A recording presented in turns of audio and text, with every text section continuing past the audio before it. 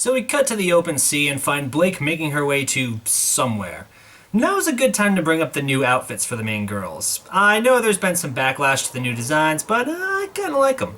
RWBY, I'm admittedly a bit conflicted on. Yeah, it looks more mature, but maybe a little too mature. Just remember, people, she's 15. Or, wait, would she be 16 at this point? Because it's been at least a year since the series began, so... When's her birthday? Do they have birthdays in this universe? When are birthdays celebrated? Shit. Weiss's, I think, makes her look incredibly dignified and more like an heiress than her previous one did. Blake's looks like something out of The World Ends With You and may not have been the best choice for her, but, I mean, it could have been worse. She looks more anime protagonist now than goth Lolita. And as for Juniper, it's just variations of their old outfits and aged a bit. There's really nothing to talk about here. So yeah, not the greatest designs, but, I mean, they're a little more convenient, I guess. Blake's maybe not with the long coat, but hey, if the characters in The Matrix can do it, then I don't see why she can't. We see that she's become a little jumpier since the events at Beacon, and the captain of the ship is quick to notice that. Maybe. But with your paranoia, I think a few friendly faces wouldn't hurt. No, asshole, that's anxiety. People have that. Especially when they've undergone a traumatic event. Go fuck yourself. Won't be needing this. Wait, why now? Especially since retaliation against the Faunus is presumably at an all-time high. Oh, who am I kidding? If this guy can still work in peace, and this guy clearly still has a news anchor job, I doubt anyone's gonna come after her. Speaking of the news anchor, we see Yang again, and oh boy, has she seen better days. Wait, why does the news have this footage of Glinda? That's the last time we saw her at the end of the last volume. Jesus, no wonder she failed to put that building back together. She can't work properly with a camera directly behind her filming her every move. And see, the news knew Adam was behind it, so how is that news not making the rounds all over? Now, I give the show shit for a plethora of different reasons, but when the writers get something right, they really do get it right. And I think one area they get right is that they, at the very least, have a basic understanding of anxiety and depression. Yang is clearly suffering PTSD. Her new outfit is casual lounging clothes because she doesn't put any effort into getting dressed properly anymore. To do basic household chores is most likely a struggle for her. The moment with the glass shattering seems random, and indeed it doesn't look like anything triggered her until you look at it as maybe she sees herself represented as the broken glass. Because Yang is broken. Literally. She has an arm off. 'Tis but a scratch. A scratch? Your arm's off. No, it isn't. Well, what's that then? I've heard worse. You liar. Come on, you pansy. And nothing is just going to magically make that better. Not even a brand new arm from Atlas shipped in. Regardless of how that arm got here, or how Tai even put a call in with the communication tower down and all. Did he use snail mail or something? But I digress. Yang has never been the most consistently written character, and oftentimes it seems like what the writers want her to be and who she actually is are at odds with one another. But the one most consistent thing about her is that she loves to fight. She is confident in her fighting abilities. She lives for the next brawl. And in one sword slash, that gets taken away from her. Add the fact that her team is scattered to the wind, and both her partner and her sister have seemingly abandoned her, much in the same way her mother did, and I really must implore that someone send a psychiatrist to Patch to take a look at her. I mean, with all the shit huntsmen and huntresses must see in their line of work, you can't tell me they don't have a ward of shrinks ready to address their mental states. I mean, not having them would only make them fight worse, and that would attract even more Grim. But somehow I don't think the writers have thought that far ahead. Meanwhile, back on the SS Faunus...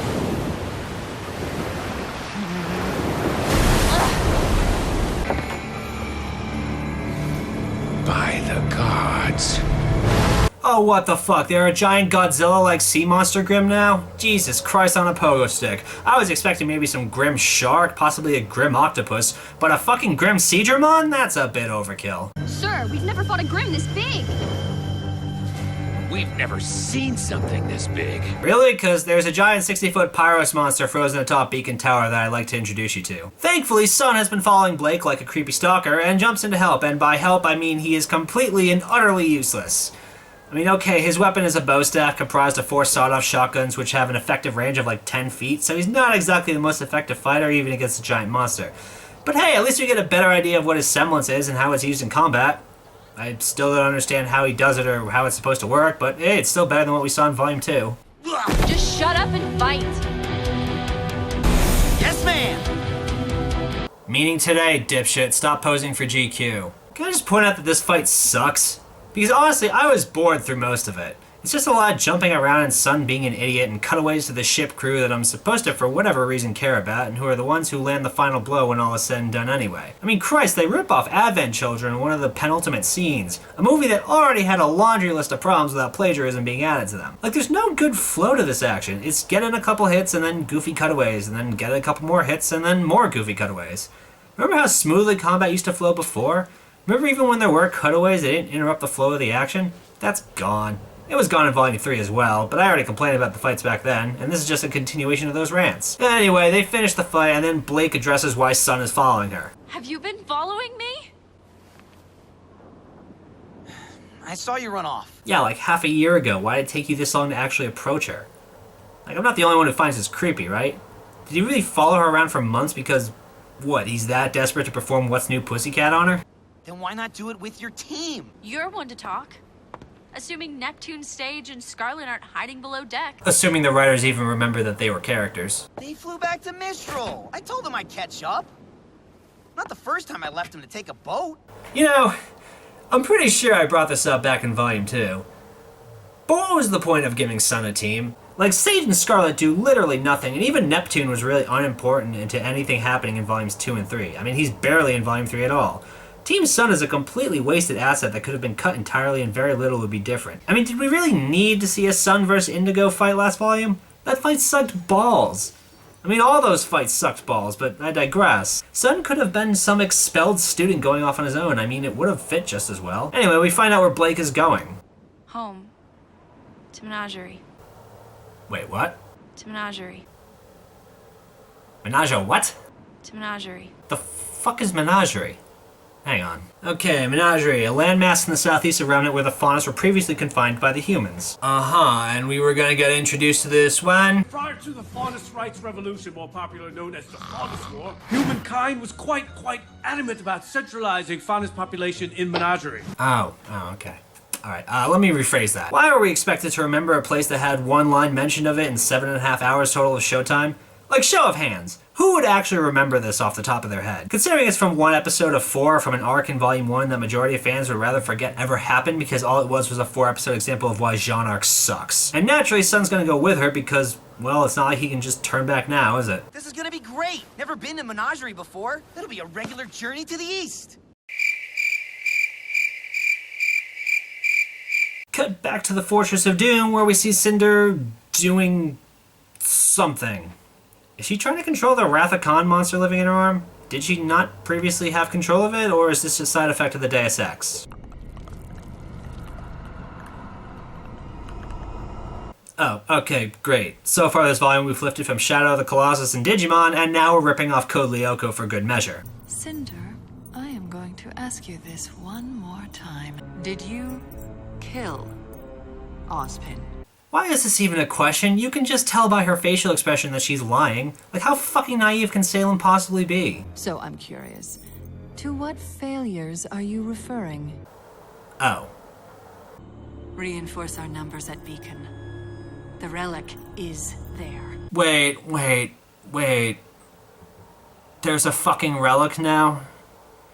Like, overpowered Silver-Eyed warriors and underpowered maidens weren't enough. Now we have a literal Chekhov's gun that could be just about anything in the world that we've brought up completely out of nowhere that is suddenly supposed to be just as important. Do Miles and Carrie think they're being clever when they do shit like this?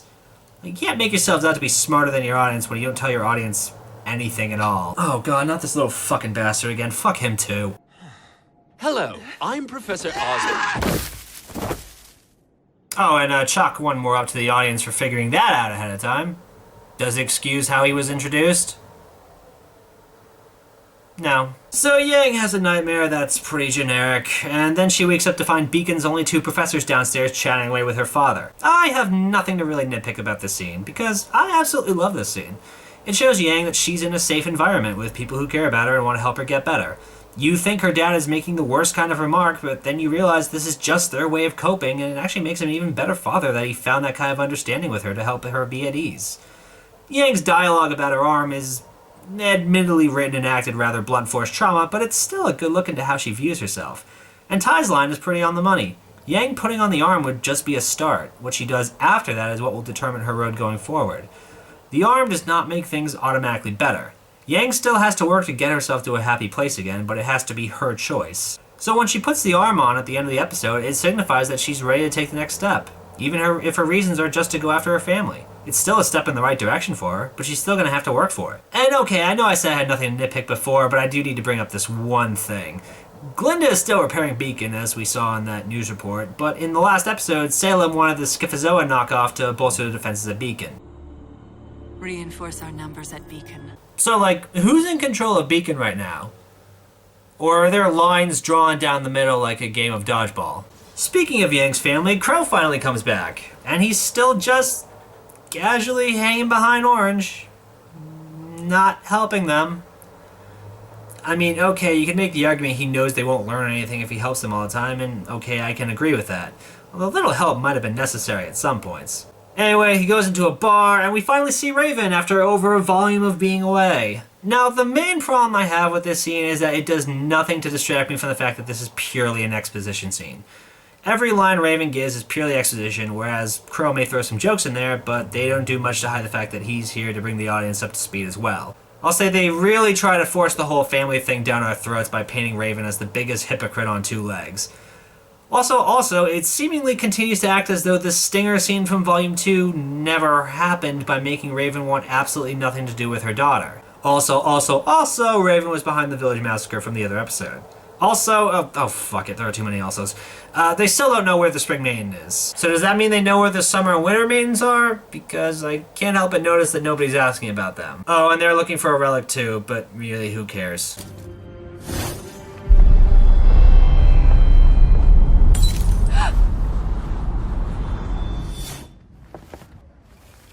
Make this one a double. Or in my case, make this a triple. So at this point, we are now roughly a third of the way through RWBY Volume 4, and nothing of importance has happened yet. We had two big fight scenes, one was decent, the other was completely unbearable, and we established Raven as a villain character. But I mean, you kinda sorta already had that spoiled for you if you had read Shane's letter.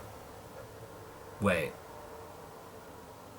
Right, Shane's letter. We should probably talk about that real quick. So yeah, about a year or so ago, former RT animator and Monty-owned protege Shane Newville came out with this incredibly damning letter about how he and Monty were treated by the rest of the RWBY crew, and how Volume 3 was completely and utterly ass-fucked by the producers and directors once Monty was out of the way, and generally just tearing them a new asshole in the process.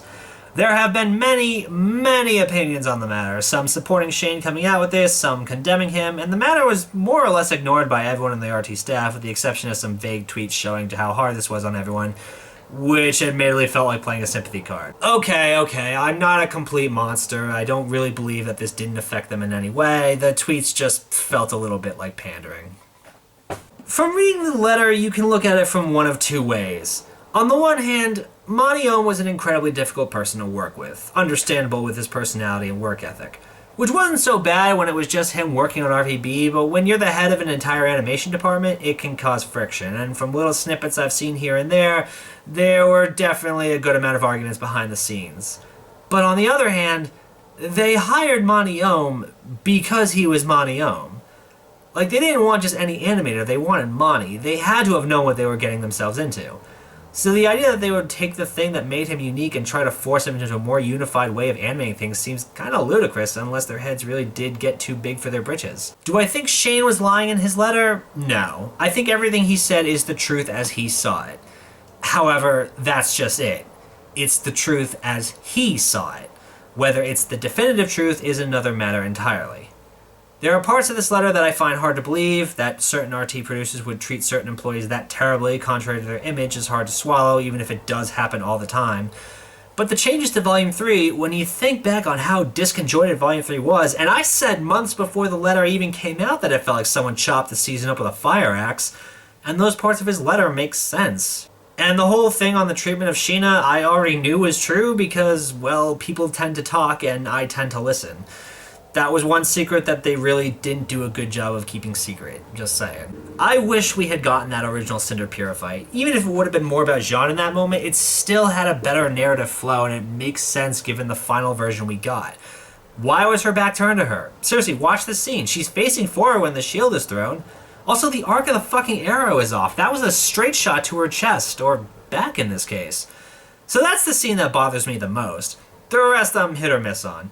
I really don't know where a Juniper vs. Raven fight would have fit into that whole thing, but then again, whatever the original idea for Raven was seems to have been lost like so many, many other things. No, if you don't buy Shane's letter, that's your own business, but the thing that baffles me are the people so quick to dismiss the people who come out in support of Shane because of their standings. JJ is one thing, his departure has always been a bit of a touchy subject, but I don't get people who brush off Kathleen just because she hasn't worked there in a couple years. Like, it's Kathleen.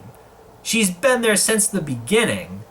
Who would know better than her if things had changed? As to the other accusations that have come out since then, well, that whole post on Sheena secretly masterminding Monty's death for insurance money is quite frankly a crock of bullshit. I mean, just read the goddamn thing. This person comes off as a raving fucking lunatic. Whereas Shane, for all the problems he's going through, you can tell he at least cares. The fact that I've seen more people believe that claim than about how a company is treating their employees like shit is just further proof that God is dead and we killed him. And the whole plagiarization issue, well, I don't know how to respond to that. I know nothing about animating. Like, I can tell you if something looks good or looks bad, but that's about as far as my knowledge takes me. But if Monty was ripping off character models for the show, well, obviously that's not a good thing, but it feels par for the course of how RWBY has gone this entire time. I mean, there's a lot of blatant inspiration, quote-unquote, in this show. Although the big takeaway here are the lawsuit allegations from RT threatening anyone calling them on it, which seems to continue with the image being presented. But the letter bothers me the most because it confirms suspicions I had had about the company for a while up to that point, that things at Rooster Teeth had changed and not for the better. It's easy to blame this on the full-screen acquisition, but from the sound of it, these problems were already there before full-screen entered the picture. But it just seems like no one really cares anymore. They can put out anything and people will swallow it with no real effort put into making it great, just passable. I mean, to change story and animation is one thing, but to change them to a more inferior product is something else entirely. And Volume 3, I've said all along, was an inferior product. And Volume 4 has more or less continued that trend. It's just, I don't know. Like, I try really hard to believe the best. Like, I try to be positive. Like, I may say a lot negative, but I do try to, point out what the things that are good to kind of balance it out. And, vice versa. But there's just enough in Shane's letter to make me believe that it's not bullshit. But at the end of the day, nothing really came of it. The fans swept it under the rug and life resumed.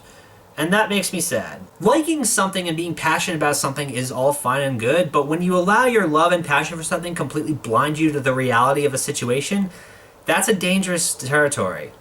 It's good to question things. It's healthy to question things. I just wish more people did that.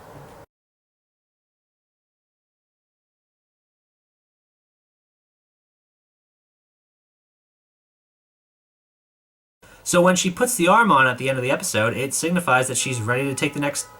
Really?